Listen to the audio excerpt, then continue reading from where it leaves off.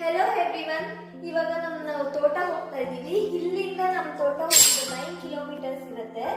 So ನಮ್ಮ ತೋಟಕ್ಕೆ ಹೋಗಿ ನಮ್ಮ ತೋಟ ಹತ್ರ ಹೇಗಿದೆ ಅಂತೆಲ್ಲ ನಾನು ಇವಾಗ ನಿಮ್ಗೆ ತೋರಿಸ್ಕೊಡ್ತೀನಿ.